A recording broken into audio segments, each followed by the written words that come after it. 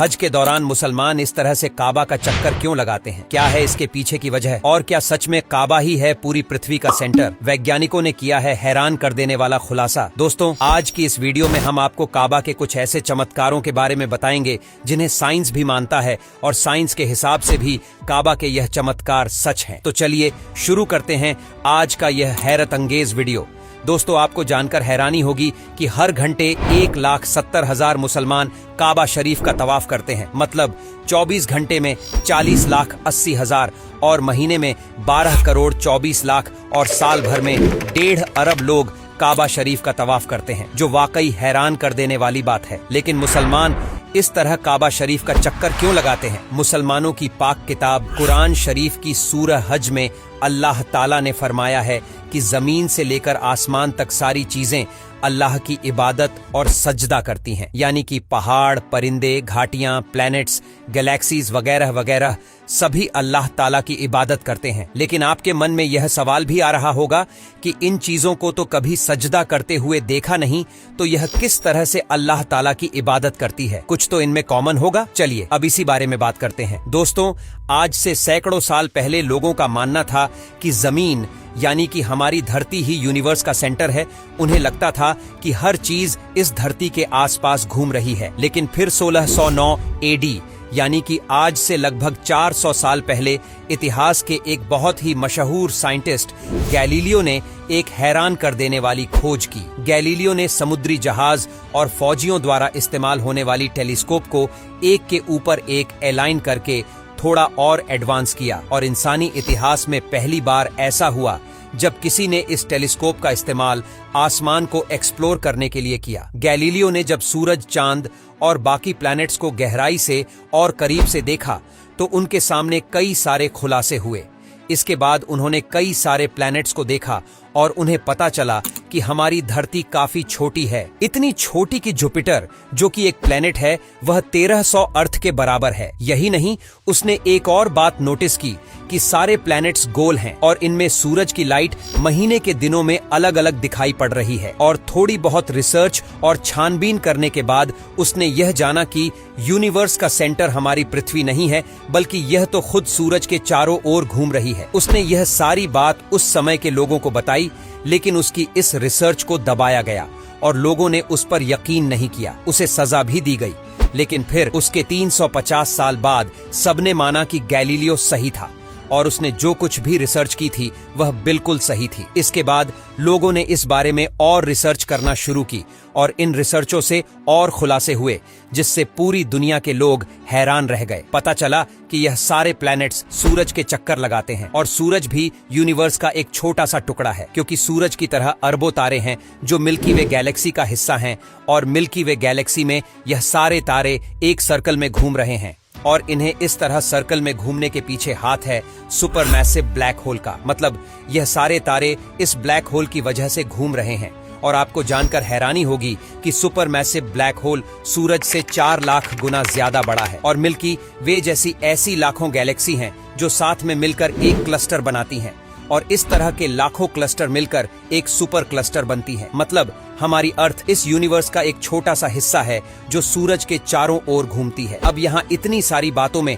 आपने एक चीज नोटिस की होगी, ये सारी प्लैनेट्स, गैलेक्सी और क्लस्टर किसी न किसी चीज के चक्कर लगा रहे हैं। और जब कोई हज के दौरान तवाफ करता है तो उसके साथ प्लैनेट्स, गैलेक्सी और क्लस्टर सभी इस इबादत में शामिल होते हैं। मतलब इनका इबादत करने का तरीका यह है कि यह चक्कर लगाकर इबादत करते। अल्लाह ताला ने कुरान शरीफ में हर चीज जैसे कि पहाड़, पत्थर वगैरह सबके बारे में कहा है कि यह सभी इबादत करते हैं, लेकिन यह तो चक्कर नहीं लगाती। तो चलिए मैं आपको इसे भी साइंस के नजरिए से ही समझा देता हूँ। साइंस का एक कॉन्सेप्ट आपको पता होगा कि हर चीज एक पार्टिकल से बनी हुई है, जिसे एटम कहते हैं। और एटम सबसे छोटा पार्टिकल नहीं है, इसके अंदर भी इलेक्ट्रॉन्स, प्रोटॉन्स और न्यूट्रॉन्स जैसे पार्टिकल होते हैं। प्रोटॉन्स और न्यूट्रॉन्स हमेशा एटम के केंद्र में होते हैं और इलेक्ट्रॉन्स इसके चक्कर लगाते हैं।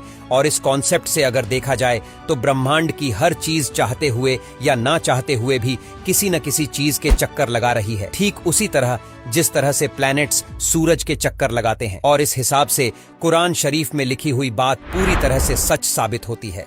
यानी कि जब काबा में कोई तवाफ करने के लिए जाता है तो वह दुनिया की सबसे छोटी से लेकर ब्रह्मांड की सबसे बड़ी चीज यहाँ तक कि बैतुल मामूर में फरिश्तों के साथ भी इबादत में शामिल हो जाता है। आपको बता दें कि बैतुल मामूर फरिश्तों के काबे को कहा जाता है, जो 7वें आसमान पर मौजूद है, और दुनिया पर मौजूद काबा बैतुल मामूर की तरह ही है। मैं आपको बता दूं कि जब हजरत मोहम्मद सल्लल्लाहु ताला अलैहि वसल्लम मेराज पर गए थे तो उन्होंने बैतुल मामूर पर फरिश्तों को किसी चीज के आसपास घूमते हुए इबादत करते हुए देखा था। दोस्तों, अब हम बात करते हैं साइंस के मुताबिक काबा के एक और मिरेकल के बारे में। आपको बता दें कि कुरान शरीफ में भी बताया गया है कि लोगों के लिए जो सबसे पहला घर बनाया गया वह बेशक मक्का में मौजूद काबा है। इस घर को बरकत दी और तमाम जहां वालों के लिए हिदायत का मरकज यानी कि केंद्र बनाया। और अब इस बात को साइंस ने भी माना है कि काबा शरीफ पूरी दुनिया का सेंटर है। और यह बात मैं हवा में नहीं कह रहा, बल्कि इसको लेकर रिसर्च हुई है जिनमें खुलासा किया गया है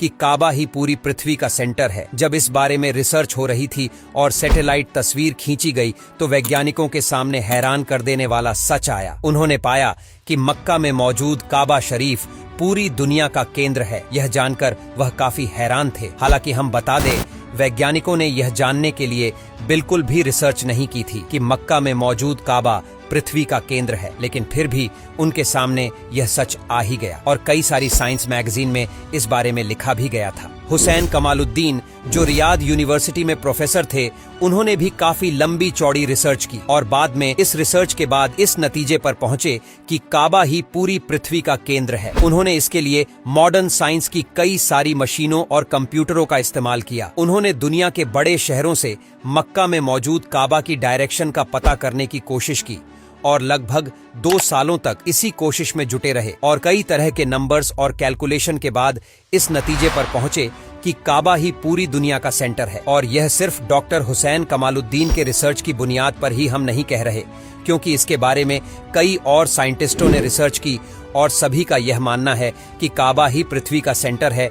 हालांकि कुछ जाहिल लोग इस बात को नहीं मानेंगे, लेकिन साइंस इस बात को जरूर मानता है। वैज्ञानिकों के मुताबिक मक्का में मौजूद पत्थर दुनिया के सबसे पुराने पत्थर हैं और जब उन्होंने यहाँ से सैंपल लेकर इन पत्थरों पर रिसर्च की तो पता चला कि यह पत्थर इस धरती की शुरुआत या फिर इसके फॉर्मेशन से पहले के हैं। जब धरती की शुरुआत हो रही होगी तो फिर एस्टेरॉयड के रूप में यह पत्थर यहाँ पर गिरे होंगे, जिन पर रिसर्च करके वैज्ञानिकों ने पाया कि यह बहुत पुराने हैं। और इसी वजह से ब्रिटिश के एक म्यूजियम में मक्का के 3 पत्थर रखे हुए हैं जिन पर रिसर्च हुई थी। आपको बता दें कि जमीन पर काबा का लैटिट्यूड 21 डिग्री और 25 डिग्री है। पर हैरान कर देने वाली बात तो यह है कि कुरान शरीफ में काबा का जिक्र करने वाली सूरत सूरह अल बकारह का नंबर भी 2.125 ही है और यह महज एक कोइंसिडेंस तो बिल्कुल भी नहीं है। तो दोस्तों, आज के लिए बस इतना ही। उम्मीद है आपको आज की ये वीडियो पसंद आई होगी। अगर हाँ, तो इस वीडियो को लाइक करें और वीडियो को शेयर जरूर करें। आपका एक शेयर हमें मोटिवेट करता है ऐसी ही और वीडियोस बनाने के लिए। धन्यवाद।